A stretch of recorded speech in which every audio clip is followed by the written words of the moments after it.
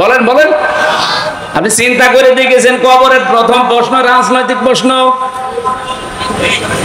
যে তোমার রবকে যেই জিজ্ঞাসা করার পরে আপনি জবাব দিতে যাবেন, সঙ্গে সঙ্গে কিন্তু এই জবাবটা ফেরেশতারা বলবে যে রব মানে আইনদাতা, তোমার যে দেশ এই দেশে আল্লাহর কোন আইন চলতো একটু বলো। দুই একটা আইন যদি হাংসিক একটু চলেও নারী কমিশনের নাম নিয়ে শয়তানরা আরো সব পাল্টিয়ে দিয়েছে। কে কি দিয়েছে শয়তান পর্যন্ত আমার মনে হয় এখন হাসতেছে যে এ কি গো, আমিও তো এত নিচে নামি নাই। ওদের 318 পৃষ্ঠা আমি পুরাটা পড়েছি, এই 7-8 দিনে পুরাটা পড়ে আমি এতটুকু পেয়েছি যে ওখানে 13টা কোরআনের আয়াত ওরা ভুল ধরেছে।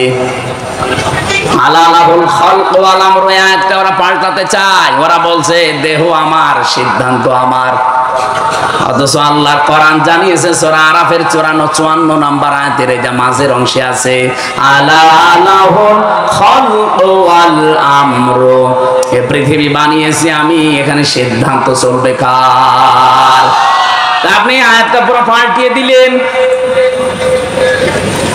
15.5 বছর যারা ছিল তাদেরও তো এত বড় দুঃসাহস হয়নি, সুতরাং এদেরও দুঃসাহস হতো না। এদের পেছনে রাঘব বোয়াল কারা আছে আমরা জানি।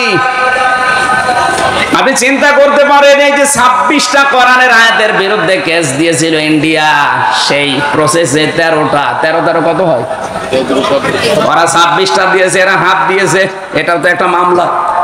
এরা পাল্টিয়ে ফেলতে চায় এগুলো, যতগুলো দিয়েছে সব আমি কোরআনের আয়াতের সাথে মিলিয়ে দেখলাম, সব কোরআনের বিরুদ্ধে। এই জন্য রব হিসাবে আপনি যদি বলে ফেলেন যে আমার রব আল্লাহ ছিল, আল্লাহর ফেরেশতারা মানবে না, বলবে কি বললি একটা আইন তোর দেশে ছিল না, আর কি করে বলিস আমার রব আল্লাহ। 2 নম্বরের প্রশ্নটাও রাজনৈতিক। আমা দীনুকা, তোমার দিন কি, জীবন ব্যবস্থা কি। দিন মানে শুধুমাত্র ধর্ম না, দিনেরও 17টা অর্থ আছে। আমি আর এই কিতাবের ভেতরে আমি লিখে রেখেছি দিনের 10টা অর্থ প্রধান, একটাও আমাদের সাথে কবরে গেছে মিলছে না। আরবি কথা শুনলে শুধু রাজনীতির গন্ধ খোঁজে, যেদিন ধরা খাবেন ওই দিন আমার কথা মনে হবে। বলছে ঠিক। 3 নাম্বারটা রাজনৈতিক প্রশ্ন, অমান হাজার রাজুল, এই লোকটা কে ছিল। আপনি যদি বলেন ও হাজা নবী ও না মুহাম্মাদুর রাসূলুল্লাহ, ইনি আমাদের নবী মুহাম্মাদুর রাসূলুল্লাহ, এবার ওনার জীবনটা আল্লাহর ফেরেশতারা সামনে নিয়ে আসবে। ওনার 1 থেকে 63 বছরের ভেতরে অন্তত 40 থেকে 63 এই 23 বছর মাস্ট বি আপনাকে মানাই লাগবে। কি কথা বলছেন না কেন?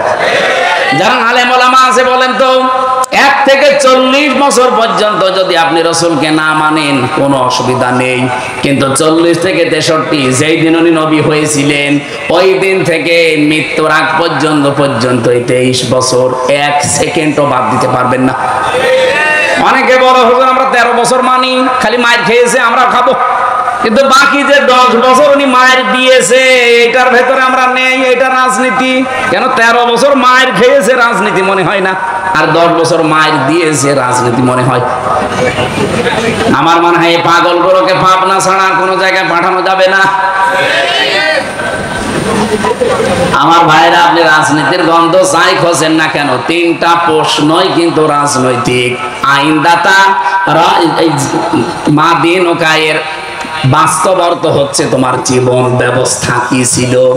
3 নম্বরে যে প্রশ্নটা রাসূলকে দেখিয়ে করা হবে এর বাংলা অর্থ হচ্ছে তোমার নেতা, তোমার আদর্শ কে ছিল। একটা আমাদের এই প্রশ্নের জবাবগুলো ঠিক নেই। খুলনাবাসী যেহেতু আমার বিভাগের মানুষ, আপনারা একটু ভালোবাসি বেশি আপনাদেরকে, বারবার আহ্বান জানাই আমি একেবারে সরাসরি বাংলা ভাষায়, আসেন আমরা এই 3টা প্রশ্নের জবাব একটু ঠিক করে নেই। একটাও যেহেতু ঠিক নেই, কি নিয়ে আপনি হাঁটতেছেন কবরের দিকে।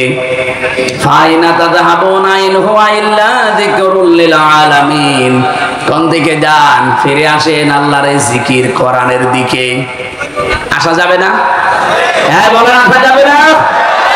যে কথা তুললাম এই জায়গা থেকে, বাংলাদেশের যে দরবারে যাবেন আমি নিষেধ করি না, কিন্তু যে দরবারে কোরআন নেই, কোরআনের কর্মসূচি নেই, ওই দরবারে গেলে আপনাকে খারাপ বানিয়ে দেবে আল্লাহ নিজে। এর প্রমাণ হচ্ছে কুষ্টিয়ার লালনের মাজার, ওটা একটা দরবার। এই খুলনা বাগেরহাট যশোর থেকে কত মানুষ যাচ্ছে তো ভালো হওয়ার নিয়তে যায়, কিন্তু ভালো হওয়ার পরিবর্তে ওখানে আরো মানুষ খারাপ হয়। খারাপ হয় এই কারণে, কারণ ওখানে কোরআন নেই, কোরআনের কর্মসূচি নেই, ওখানে চলে শুধু গাঁজা। এই কথা বলছেন না কেন? আমি যতগুলো দেশ ঘুরেছি এই ছোট্ট জীবনে, বহু দেশ আল্লাহ আমাকে নিয়েছে। তাম পৃথিবীতে 257টা দেশের ভেতরে অন্তত 50টা দেশ আমি ছোট্ট এই জীবনে দেখেছি। পৃথিবীর কোন দেশে এইভাবে একেবারে মানে এত আরামে গাঁজা খাওয়া যায় দুনিয়ায় আমি কোনো জায়গায় পাইনি। মানে পুলিশ পাহারা দিয়ে খাওয়ায়। তাহলে আপনি কি বুঝলেন এখান থেকে আজকে? কোরআন যেখানে নেই ওই দরবার যদি আমার বাবাও তৈরি করে, আমি ওই দরবারে আজকে থেকে আর আমি যদি ভালো